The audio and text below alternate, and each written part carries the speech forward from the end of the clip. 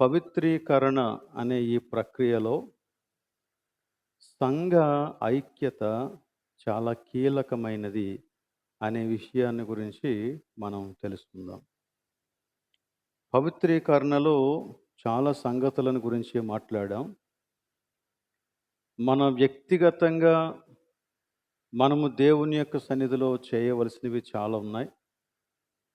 అలానే మనం బలపడుతూ మన ప్రక్కనున్న వారిని బలపరిచేటువంటి క్రియలు కూడా చాలా ఉన్నాయి.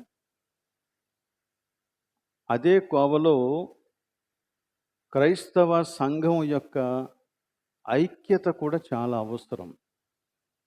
ఎందుకంటే కొన్నిసార్లు ఐక్యతకు బదులుగా అనైక్యత గనక ఏర్పడితే, అసమాధానం ఏర్పడితే, అది మన యొక్క ఆధ్యాత్మిక జీవితాలను చాలా ప్రభావితం చేస్తది.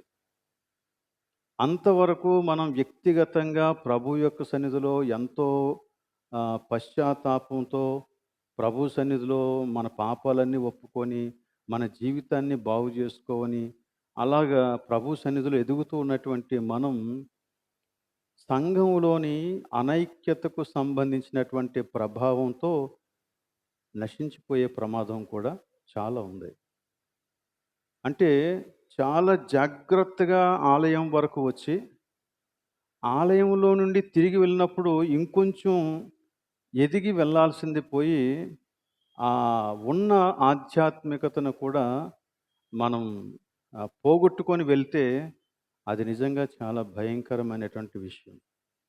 కనుక ఆలయానికొచ్చిన ప్రతిసారి కూడా ఒక వ్యక్తి లేక ఒక కుటుంబం ఆధ్యాత్మికంగా ఇంకొంచెం లోతుకి, అలానే ఇంకొంచెం ఎత్తుకి వారు ఎదగాల, ఎదిగి వెళ్ళాల. దానికి సంఘ ఐక్యత చాలా అవసరం. సో, నాయకుల మీద ఉండేటువంటి గొప్ప భారం ఇదే.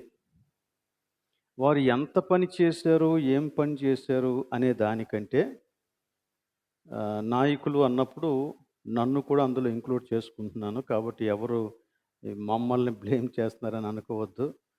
నాయకులు అనేటప్పుడు ఎవరెవరైతే బాధ్యత కలిగి ఉన్నారో వాళ్ళందరూ వస్తారు. సో, అందరూ కూడా వారు ఏం చేశారు అనే దానికంటే, ఎంత చేశారు అనే దానికంటే, సంఘాన్ని ఐక్యతగా ఉంచటానికి ఎంత ప్రయాసపడ్డారు అనేది చాలా ఇంపార్టెంట్. ఈవెన్ నాకైనా నేను ఎన్ని ప్రసంగాలు చేశాను, ఎన్ని రోజులు మాట్లాడాను అనే దానికంటే, అందరినీ ప్రభు యొక్క సన్నిధిలో కలిపి ఉంచటానికి, ఐక్యతకు నేను ఏం చేశాను అనేదే ఎక్కువగా మనం ఆలోచించాల్సిన విషయం. గనక ఈ సంగతులను మనం ఆధారంగా చేసుకొని, ఈ రోజున మనం దేవుని యొక్క వాక్యాన్ని ధ్యానం చేద్దాం. చదివినటువంటి వాక్య భాగం ఫిలిప్పీ పత్రిక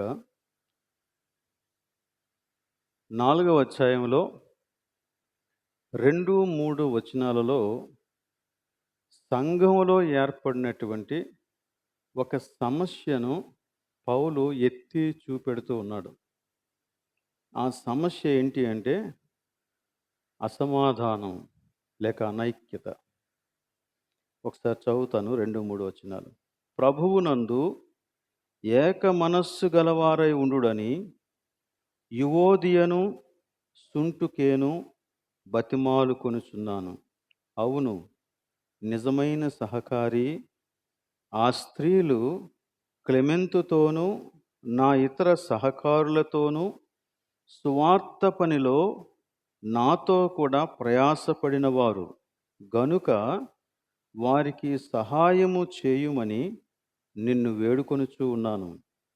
ఆ సహకారుల పేరులు జీవగ్రంథమందు వ్రాయబడి ఉన్నవి. మనం రాజీ పడకూడదు అనే సందేశాన్ని విన్నాం. అవును, రాజీ పడకూడదు. దేనితో రాజీ పడకూడదు? పాపంతో రాజీ పడకూడదు, లోకంతో రాజీ పడకూడదు, అపవాది క్రియలతో రాజీ పడకూడదు. కానీ రాజీ పడవలసినటువంటి అవసరత ఉంది. ఈ 2 వచనాలలో ఆ సంగతిని గురించే మాట్లాడుతూ ఉన్నాడు. ఇది పాపం కోసం రాజీ పడడం కాదు. లేక లోకం కోసం రాజీ పడడం కాదు. స్వార్థాపేక్షలతో రాజీ పడడం కాదు. లేక అపవాది యొక్క క్రియలను నెరవేర్చటానికి రాజీ పడడం కాదు. ఇది ఎందుకొరకంటే యేసుక్రీస్తు యొక్క సంఘం ఐక్యంగా ఉండడం కోసం వారిద్దరూ రాజీ పడవలసిన అవసరత ఉంది. బిజినెస్‌లో ఈ మాట ఎక్కువగా వినియోగిస్తారు వాళ్ళు. కన్‌స్ట్రక్టివ్ కాంప్రమైజ్ అనే మాట. అంటే నిర్మాణాత్మకమైనటువంటి రాజీ లేక ఒక అవగాహన, ఒక ఒప్పందం. నీకు కొన్ని డిమాండ్స్ ఉన్నాయి. నాకు కొన్ని డిమాండ్స్ ఉన్నాయి. మనమిద్దరం కలిసి పని చేయాలంటే నీ డిమాండ్స్‌ని బట్టి నువ్వు పట్టుబట్టి, నా డిమాండ్స్‌ని బట్టి నేను పట్టుబడితే మనిద్దరం కలిసి పని చేయలేం. కానీ మనిద్దరం కలిసి పని చేస్తే మంచి లాభాలొస్తాయి. కాబట్టి ఒక పని చేద్దాం. నీకు నష్టం ఉండకూడదు, నాకు నష్టం ఉండకూడదు. నీ ఇగో దెబ్బ తినకూడదు, నా ఇగో కూడా దెబ్బ తినకూడదు. నీకు నష్టం రాకూడదు, నాకు నష్టం మనిద్దరికీ లాభం రావాలి. కాబట్టి నేనేం చేస్తానంటే, నేను ఒక మెట్టు దిగుతాను, నువ్వు కూడా ఒక మెట్టు దిగు.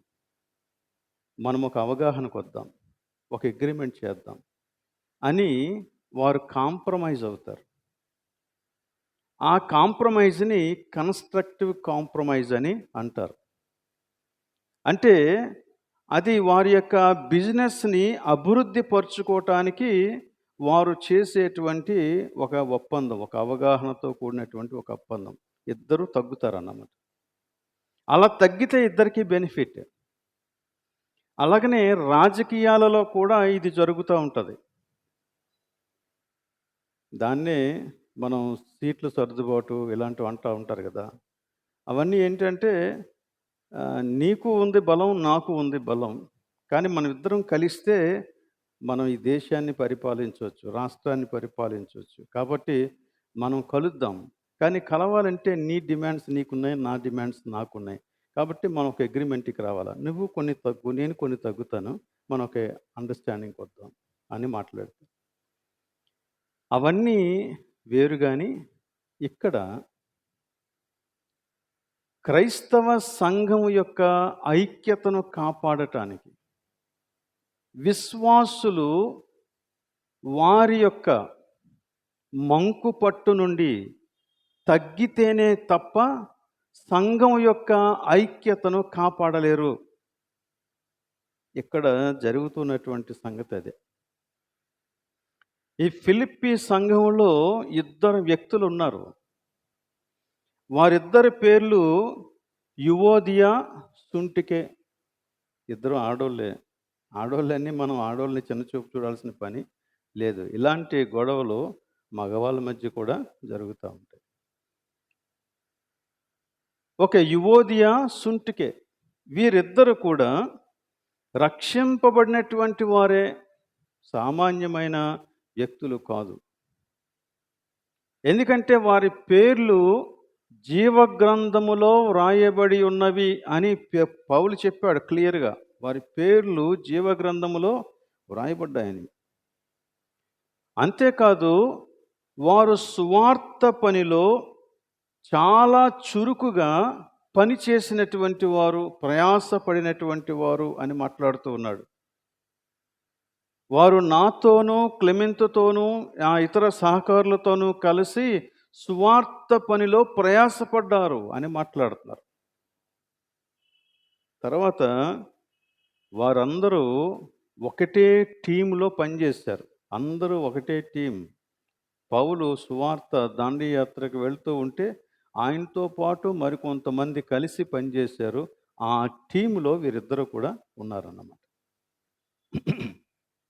కాబట్టి వీరు సంఘంలో ఒక విధంగా చాలా చురుకైనటువంటి వారు, వీరు మరికొంతమందిని ఇన్‌ఫ్లుయెన్స్ చేయగలిగినటువంటి కెపాసిటీ ఉన్నటువంటి వారు. కొందరు వీరిని చూసి బహుశా సువార్త సేవలోనికి వచ్చి ఉండొచ్చు. అంత మాత్రమే కాదు, పౌలుతో పాటు ఉన్నటువంటి బృందాన్ని వీరు చాలా సహకరించి వారికి సహాయం చేసినటువంటి వారు. ఇద్దరు కూడా చాలా మంచి వ్యక్తులు. ఇద్దరు మంచి వ్యక్తులు. ఇద్దరూ రక్షించబడ్డారు. ఇద్దరూ సువార్తలో ఉన్నారు. కానీ ఏం జరిగిందో తెలియదు. ఏదో సమస్యొచ్చింది. అది ఏంటి అనేది ఇక్కడ రాయలేదు గానీ, ఏదో సమస్యొచ్చింది. ఆ సమస్యను బట్టి ఇద్దరు వేరైపోయారు. వారిద్దరూ వేరైపోవటం అనేది ఎక్కడో ఉన్నటువంటి పౌలుకి వినపడింది. ఫిలిప్పీ సంఘంలో ఇలా జరుగుతూ ఉందని. సో వారిద్దరూ వేరైపోయినటువంటి సంగతి ఆల్మోస్ట్ సంఘం అంతటినీ డిస్టర్బ్ చేస్తుంది ఒక విధంగా. నిన్న మొన్నటి వరకు ఇద్దరు కలిసి పనిచేశారు కదా, ఇద్దరు కలిసి ప్రార్థన చేశారు కదా, ఇద్దరు కలిసి సువార్త చేశారు కదా. ఈరోజు ఏం జరిగింది? ఇద్దరు విడిపోయారు. ఇద్దరు కూడా వేరువేరుగా మాట్లాడుతున్నారు. ఆ వ్యక్తి సహవాసానికి వస్తే ఈ వ్యక్తి రావట్లేదు, ఈ వ్యక్తి సహవాసానికి వస్తే ఆ వ్యక్తి రావట్లేదు. ఇద్దరిని ఒక స్టేజ్ మీద కూర్చోబెడితే ఎవరో ఒకరు క్రిందకి వెళ్ళిపోతున్నారు, వాడు ఉంటేనే ఉండనని. అలాంటి పరిస్థితి బహుశా ఏర్పడింది. ఇంకా చెప్పాలంటే బహుశా వారు కొంతమందిని ఇన్ఫ్లుయెన్స్ చేస్తున్నారేమో. సంఘంలో కొంత గలిబిలి జరుగుతుంది. కాబట్టి ఇప్పుడు పౌలు ఏమన్నాడంటే, వారిద్దరిని నేను బ్రతిమలాడుతూ ఉన్నాను అన్నాడు. బ్రతిమలాడడం అంటే పౌలు వారిని ఎంత కోరుకుంటున్నాడో చూడండి. నేను బ్రతిమలాడుతున్నాను అంటే, వారు సామాన్యంగా మీరిద్దరు ఎందుకండి అంత విరోధంగా ఉన్నారు, కలవండి అంటే కలవట్లా. బహుశా మరికొంతమంది చెప్పే ఉంటారు ఆయన. అది పౌలు వరకు వెళ్ళింది అంటే వారు మిగిలిన వారు చెప్పినటువంటి మాట వినలేదు. వారిద్దరు కూడా వేరువేరుగా ఉన్నారు. అందుకని పౌలు బ్రతిమలాడాల్సిన పరిస్థితి ఏర్పడింది. బ్రతిమలాడాల్సిన పరిస్థితి ఏర్పడింది అంటే వారు ఎన్నిసార్లు చెప్పినా వినలేదని అర్థం. సో ఇప్పుడు పౌలు బ్రతిమలాడుతున్నాడంట. ఏమని బ్రతిమలాడుతున్నాడంటే, మీరిద్దరూ ఏక మనస్సు గలవారై ఉండండి అని చెప్పాడు. మొదటిది సొల్యూషన్ అది ఏంటంటే, ఇప్పుడు వారిద్దరూ పౌలు యొక్క మాట వింటే ఏం చేయాలంటే, వారిద్దరూ ఒక దగ్గర కూర్చోవాలి, సంభాషించాలి, సమస్య ఏంటో మాట్లాడుకోవాలా, ఒకరితో ఒకరు సమాధానపడాల, సమాధానపడే దిశలో మాట్లాడాలి. సో ఇప్పుడు వారు చేయవలసినటువంటి పని అది. ఆ పని చేయాలంటే వారు తగ్గాల. ఆ వ్యక్తితో నేను కూర్చోటానికి నేను తగ్గాల, నాతో ఆ వ్యక్తి కూర్చోడానికి ఆ వ్యక్తి కూడా తగ్గాల. ఇద్దరు కొంచెం తగ్గి ఒక చోటకి వస్తే అప్పుడు మాట్లాడుకునే వీలుంటుంది. కొన్నిసార్లు ఎలా ఉంటుందంటే సిచ్యువేషను, ఇద్దరు సమాధాన పడాలనే వస్తారు, కానీ రూట్ కాజ్ ఏదో ఉంటుంది, మూల కారణం ఏదో ఉంటుంది. ఆ మూల కారణం ఎక్కడికో వెళ్ళిపోతుంది. కానీ వీరిద్దరు కూడా ఏం చేస్తారంటే అది వదిలేసి నువ్వు ఇలాగన్నావు అని చెప్పి ఇద్దరు కూడా అక్కడి నుంచి మరలా వారి యొక్క వాదనని డెవలప్ చేసేసుకుంటారు. మళ్ళీ గ్యాప్ ఎక్కువైపోతుంది. సో వారిద్దరూ కలిసి కూర్చొని మాట్లాడుకోవాల్సిన విషయం ఏంటంటే, అసలు ఈ సమస్య ఎందుకు వచ్చింది, నీవు నేను కలిసి ఉండలేని పరిస్థితి ఎందుకు సంభవించింది, దేనిని బట్టి వచ్చింది అనే మూల కారణాన్ని తెలుసుకొని ఆ మూల కారణాన్ని ఎలా పరిష్కరించుకోవాలో ఆలోచించుకోవాలి. ప్రార్థనాపూర్వకంగా ఆలోచించి ఇద్దరు కలిసి ఒకరిని ఒకరు క్షమాపణ అడుక్కొని వారు సమాధానపడాలి.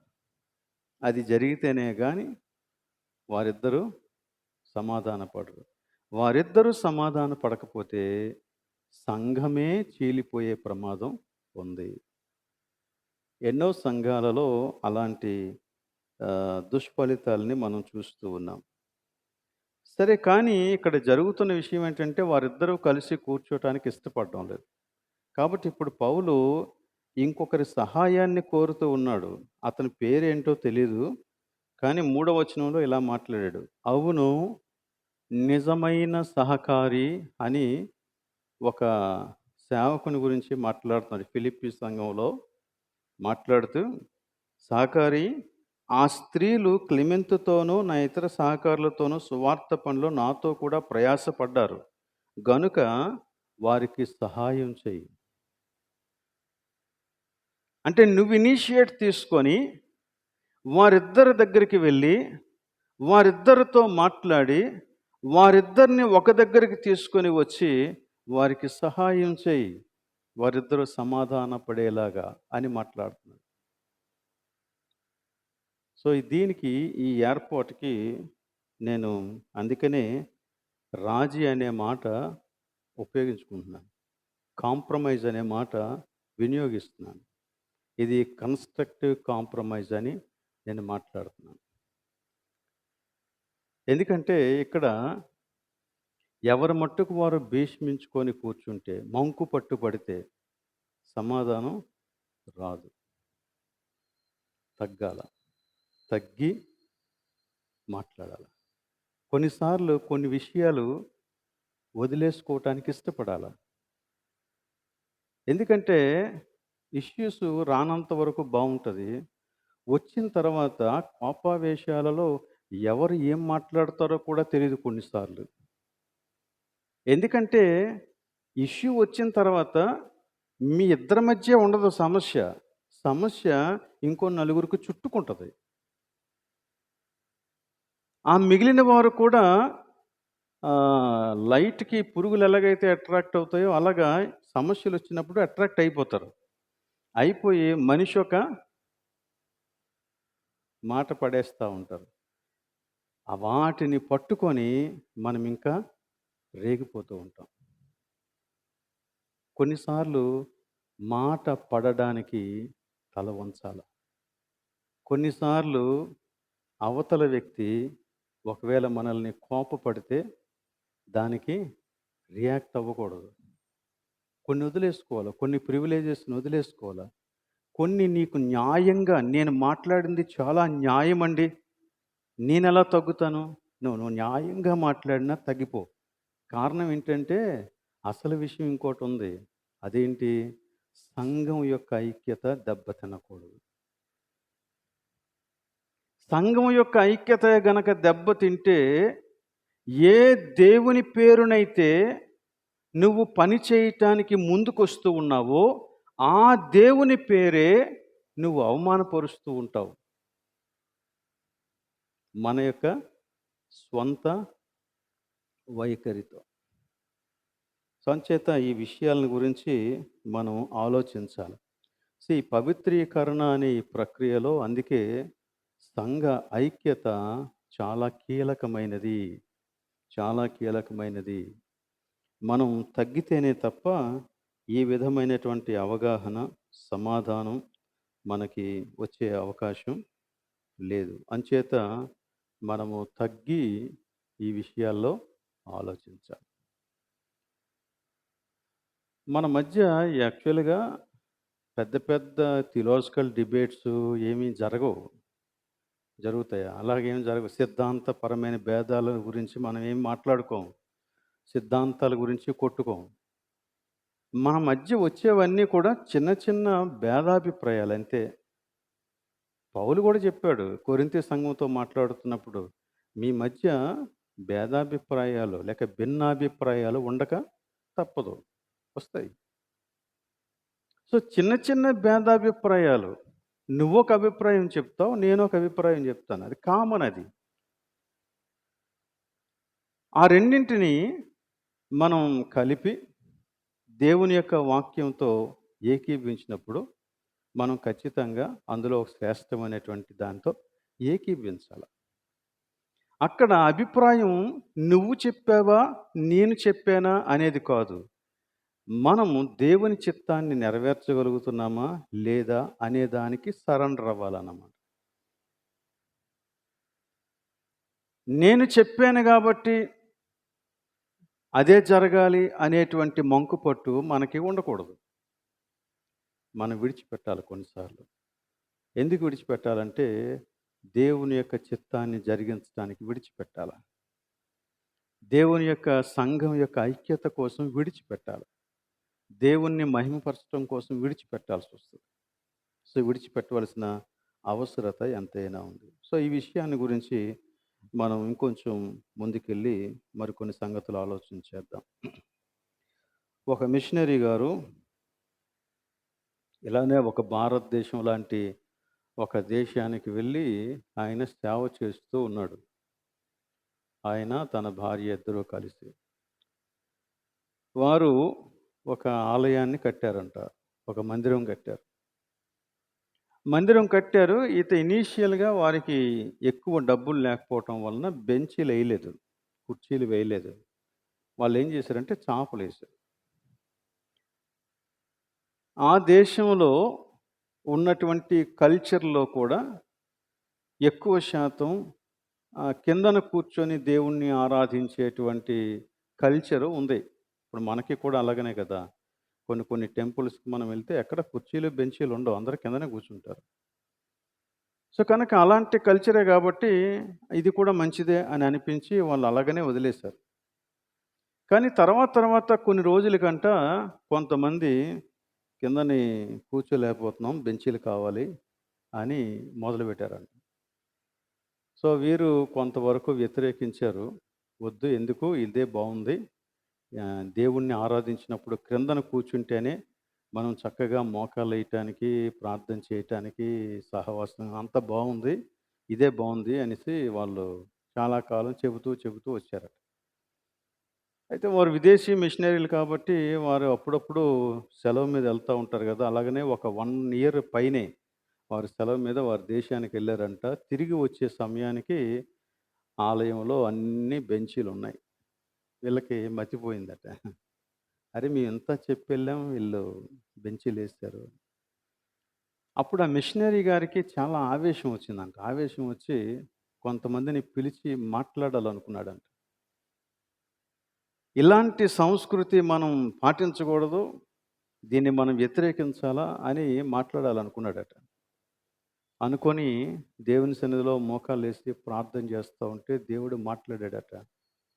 ఏమని మాట్లాడాడంటే, "నువ్వు ఈ రోజున ఈ బెంచీల కోసం గొడవ చేసావనుకో, సంఘం చీలిపోతది. సంఘంలో అసమాధానం వస్తది. నిన్ను సపోర్ట్ చేసేవాళ్ళు, నీ అభిప్రాయాలను సపోర్ట్ చేసేవాళ్ళు కొంతమందుంటారు. అవతల వైపు వారిని సపోర్ట్ చేసేవాళ్ళు కూడా కొంతమందుంటారు. ఇది అవసరమా?" వెంటనే తన యొక్క అభిప్రాయాన్ని ప్రభు సన్నిధిలో వదిలేసుకొని, ఆయన దాని గురించి ఇంకేం మాట్లాడకుండా, వారు చేసిన దానిని అభినందిస్తూ వారితో రాజీపడ్డాడు. కొన్నిసార్లు ఇలాంటివి అవసరం మనకి. చిన్న చిన్న అభిప్రాయ భేదాలు. దానివలన మనం ఏమి నష్టపోయేది లేదు. దానివలన మనం గనక మంకుపట్టు పెడితే చాలా నష్టపోతాం. ఈ అభిప్రాయాలు కొంచెం మార్చుకోవడంలో తప్పేం లేదు. ఒకవేళ అది పాపం గురించిన విషయం అనుకో, నువ్వు గట్టిగా పట్టు. కానీ మనం విచిత్రం ఏంటంటే, పాపాన్ని ఖండించే విషయంలో మనం పెద్దగా ఏం మాట్లాడం. అబద్ధాలని సపోర్ట్ చేస్తాం. కానీ చిన్న అభిప్రాయ భేదాలని పట్టుకొని చాలా పెద్ద రాద్ధాంతం చేస్తూ ఉంటాం. అందువలన సంఘాల్లో ఐక్యత దెబ్బతింటుంది. కానీ అది మంచి విధానం కాదని దేవుని యొక్క వాక్యం ద్వారా మనం తెలుసుకుంటున్నాం. ఎఫెసీ పత్రికలో వ్రాయబడిన కొన్ని సంగతులను మీకు చూపించి ముగించేస్తా. ఎఫెసీ పత్రిక 4వ అధ్యాయంలో మొదటి 6 వచనాలు నేను చదువుతాను, జాగ్రత్తగా చూడండి. కాబట్టి మీరు సమాధానమును బంధము చేత ఆత్మ కలిగించు ఐక్యమును కాపాడుకొనుటయందు శ్రద్ధ కలిగిన వారై ప్రేమతో ఒకనినొకడు సహించుచు మీరు పిలువబడిన పిలుపునకు తగినట్టుగా దీర్ఘశాంతముతో కూడిన సంపూర్ణ వినయముతోనూ సాత్వికముతోనూ నడుచుకొనవలనని ప్రభువును బట్టి ఖైదీనైన నేను మిమ్మును బతిమాలుకొనుచున్నాను. శరీరం ఒక్కటే, ఆత్మయు ఒక్కడే. ఆ ప్రకారమే మీ పిలుపు విషయమై ఒక్కటే నిరీక్షణ యందుండుటకు పిలువబడితిరి. ప్రభువు ఒక్కడే, విశ్వాసం ఒక్కటే, బాప్తిస్మం ఒక్కటే, అందరికీ తండ్రి అయిన దేవుడు ఒక్కడే.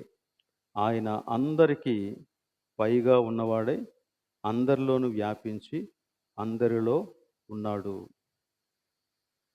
ఇక్కడ మనకి కొన్ని విషయాలు కనబడుతున్నాయి. ఫస్ట్ థింగ్ ఏంటంటే, సంఘము యొక్క ఐక్యత మానవుని యొక్క శ్రమ ఫలితము కాదు, దేవుడే అనుగ్రహించినది. ఇక్కడ అదే మాట్లాడే కదా మొదటి వచనంలో, సమాధానమును బంధము చేత ఆత్మ కలిగించు ఐక్యము. ఇది దేవుని వలన కలిగినటువంటి ఐక్యత. ఇది మనుష్యుల యొక్క శ్రమ ఫలితము కాదు.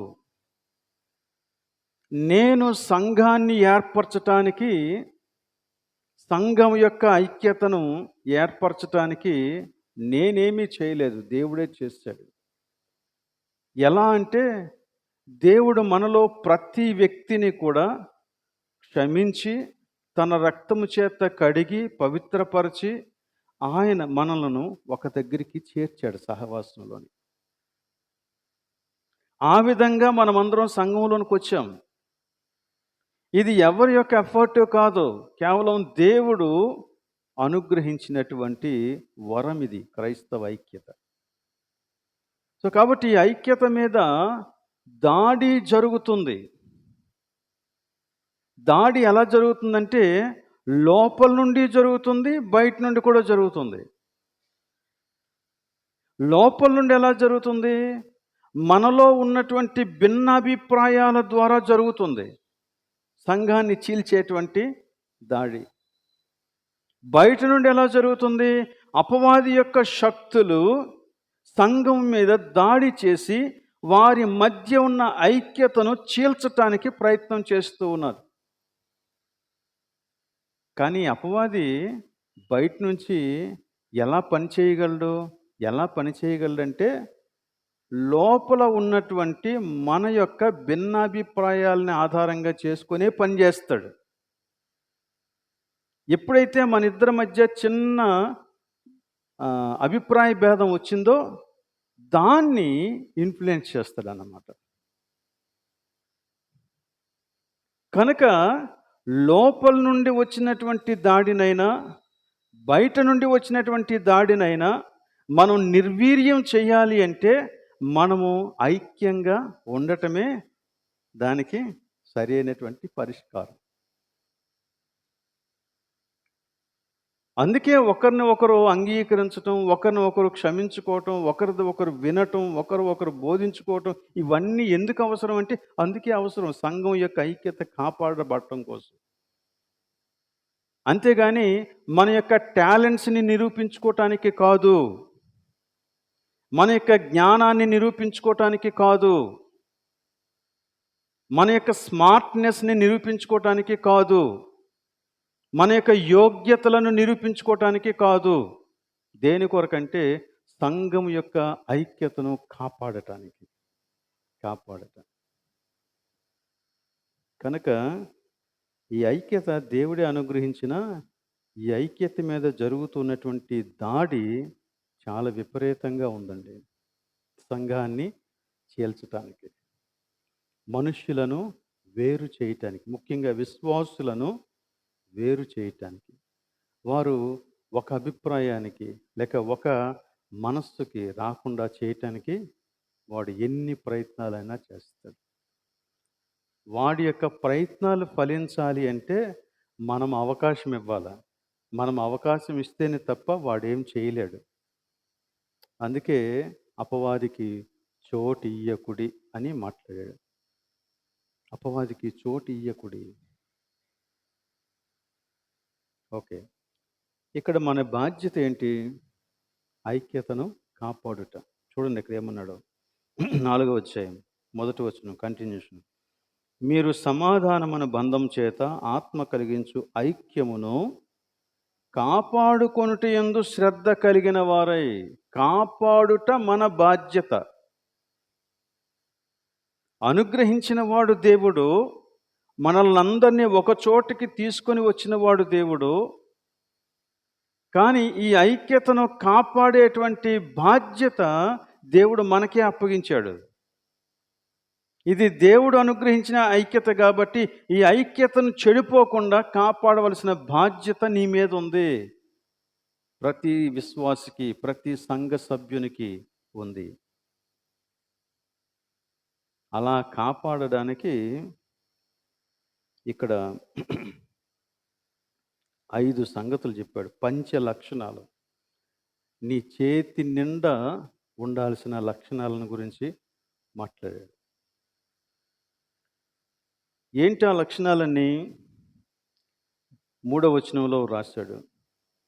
ఆ 5 లక్షణాలు ఏంటంటే, నెంబర్ 1 ప్రేమ, సహనం, 3వది దీర్ఘశాంతం, 4వది వినయం, 5వది సాత్వికం. వీటన్నిటికీ కూడా మూలమైనది ప్రేమే. ప్రేమ, సహనం, దీర్ఘశాంతం, వినయం, సాత్వికం. ఇప్పుడు మీరు మీ చేతికున్న 5 వేళ్లను చూసి ఒక్కొక్క వేనికి ఒక్కొక్క లక్షణాన్ని గనక మీరు అందించగలిగితే అది మీకు గుర్తుంటుందన్నమాట. ఈ మిగిలిన 4 వేళ్లతో నువ్వు పని చేయాలి అంటే దానికి ఖచ్చితంగా బొటనవేలు జోడించాలి. కాబట్టి బొటనవేలుకి ప్రేమను ఆపాదిద్దాం. తర్వాత 2వది సహనం. చూపుడు వేలు అనేటప్పటికీ ఎదురు వాళ్ళని చూపించడం అన్నమాట. నో వద్దు, సహనం దాన్ని. సో చూపుడు వేలికి సహనం. తర్వాత ఈ మధ్యలో ఉన్నటువంటి వ్రేలు చాలా పొడవైనది కాబట్టి దీనికి దీర్ఘశాంతం ఇద్దాం. తర్వాత రింగ్ ఫింగర్, ఉంగరపు వేలు అంటే దానికి ఉంగరం పెడతాం. ఎప్పుడు అంటే మనకి మ్యారేజెస్లో ఎక్కువగా కనబడుతూ ఉంటుంది. ఎప్పుడైతే భార్య తన భర్తకి సబ్మిషన్ చూపిస్తుందో వాడు ఒక గుర్తుగా ఒక ఉంగరాన్ని పెడతాడు. సో అది వినయం. ఇక చివరిగా చిటికెన వేలు సాత్వికం. సో ఈ 5 వేళ్ళకి ఈ 5 లక్షణాలని మనం తొడుక్కొని నిరంతరము వీటితో పని చేస్తూ ఉంటే సంఘం యొక్క ఐక్యత కాపాడబడుతుంది. ఈ 5 గురించి ఎలాగ రాశాడో చూడండి. ప్రేమతో ఒకరిని ఒకడు సహించండి. ప్రేమతో సహనం. అలాగనే ప్రేమతో కూడిన సహనంతో కూడిన దీర్ఘశాంతం. అలానే ప్రేమతో సహనంతో దీర్ఘశాంతంతో కూడిన సంపూర్ణ వినయం. అలానే ప్రేమతో సహనంతో దీర్ఘశాంతంతో సంపూర్ణ వినయంతో కూడినటువంటి సాత్వికం. ఇవన్నీ ఒకదానికొకటి లింక్ పెట్టాడు మళ్ళీని.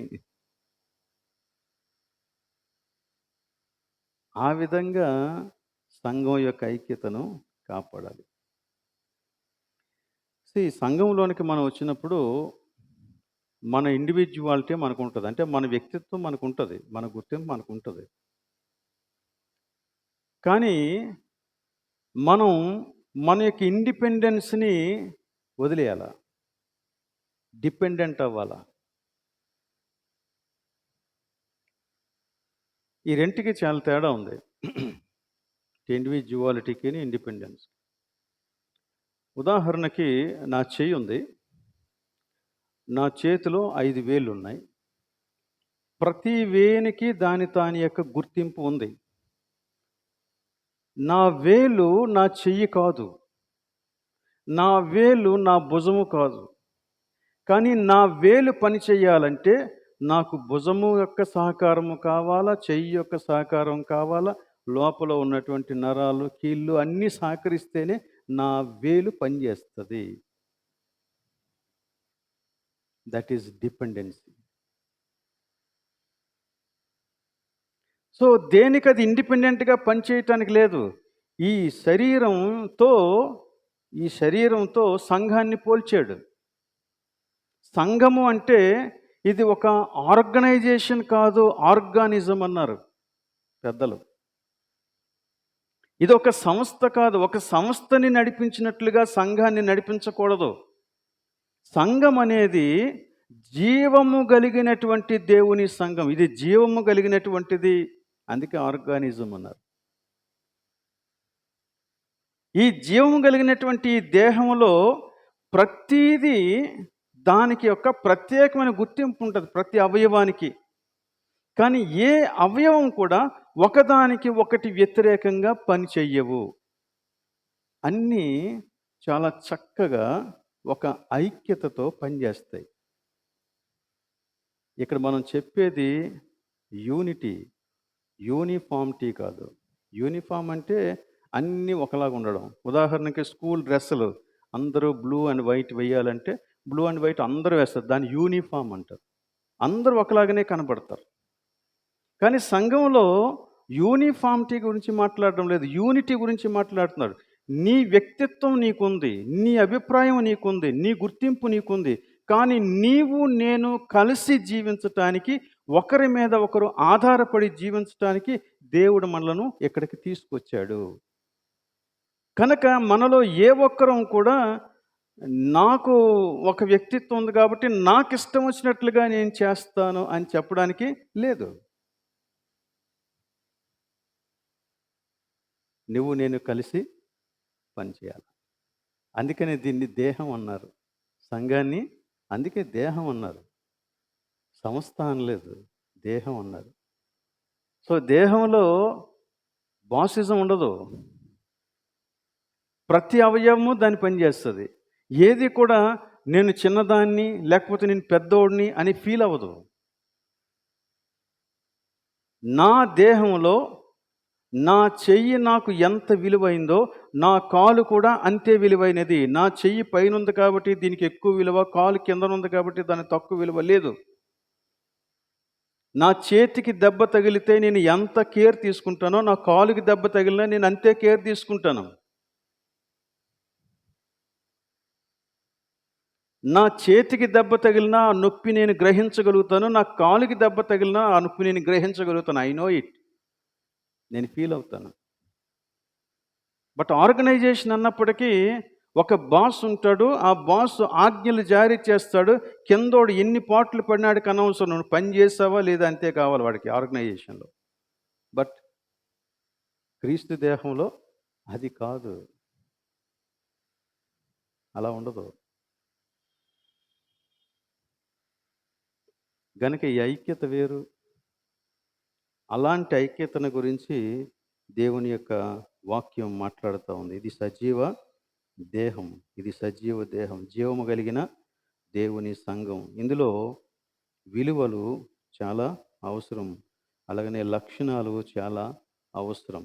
ఈ 5 రకాలైనటువంటి ఈ లక్షణాల గురించి మాట్లాడు. ప్రేమ, సహనం, దీర్ఘశాంతం, వినయము, సాత్వికము అనే 5 లక్షణాలు. ఈ 5 లక్షణాలకి ఒక అంపైర్ ఉన్నాడంట. లేక మీరు ఒక మాట మాట్లాడతారు, ఆర్బిట్రేటర్. ఆర్బిట్రేటర్ ఒకడు ఉన్నాడు, మధ్యవర్తి. ఎవరు అంటే సమాధానమను బంధాన్ని కలుగు చేసినటువంటి దేవుని పరిశుద్ధాత్మ. దానిని బట్టే ఇవన్నీ ఎక్సర్సైజ్ చేయాల. ఆ సమాధానం అనే బంధాన్ని గురించి మనం మర్చిపోతే, అసలు నీకు నాకు మధ్య ఉన్నటువంటి బంధం ఎందుకు ఏర్పడిందో అది మర్చిపోతే ఈ మిగిలిన లక్షణాలు మనకి సరిగా అర్థం కావు, వాటిని ఎందుకు పాటించాలో కూడా మనకి తెలియదు. వీఆర్ రిలేటెడ్, మనం ఒక బంధంలోనికి వచ్చాం. మనము క్రీస్తుని బట్టి ఒక బంధంలోనికి వచ్చాం.